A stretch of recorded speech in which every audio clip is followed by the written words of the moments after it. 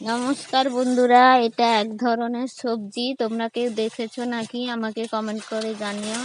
আমি প্রথমবার এটা দেখে খুবই অবাক হয়ে গেছি যে এইভাবে সবজি আমি কোনোদিন দেখিনি। তো এটা কি বলো তো, তোমরা কেউ বুঝতে পারছো? এটা হচ্ছে এক ধরনের লাউ লাউ সবজি, যেটা আমাদের গ্রামে লাউ গাছ হয়, তার ডাঁটাও খাওয়া হয় আর লাউও খাওয়া হয়। কিন্তু এটা এমন ধরনের সবজি যে এর গাছ খাওয়া হয় না, গাছে হয়েছে তো এর গাছটা খাওয়া হয় না, এর লাউটা খাওয়া হয়।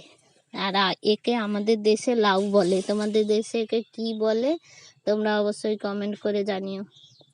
আর দেখতে পাচ্ছ পাতাগুলো কেমন বাতাবি গাছের মতন, বাতাবি নেবু যে বলে আমাদের, তোমাদের কি বলে জানি না। যাই হোক, তার মতন পাতাগুলো, আর তার মধ্যে হয়েছে লাউ।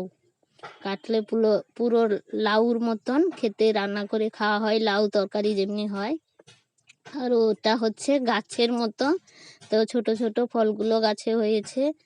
আর এগুলো অনেক বড় হবে। এই যে ছোট ছোটগুলো দেখতে পাচ্ছ, এগুলো অনেক বড় হবে। আর গাছের মধ্যে হয়েছে। এই গাছটা আমি প্রথমবার দেখলাম, দেখে খুব খুশি। তো তোমরা কেউ এই গাছটা দেখেছো নাকি আমাকে কমেন্ট করে অবশ্যই জানিও। কত ফল হয়েছে এখানে। আর এদিকে দেখতে পাচ্ছ পাতাগুলো আর ফলগুলো ঝুলে আছে। প্রচুর প্রচুর ফল হয়েছে, এগুলো সব বড় হবে। আর সব বড় হলে লাউর মতন রান্না করে খেতে হয়। আর তোমরা কেউ জানো তো আমাকে কমেন্ট করে বলো যে কেমন করে এগুলো রান্না করতে হয়।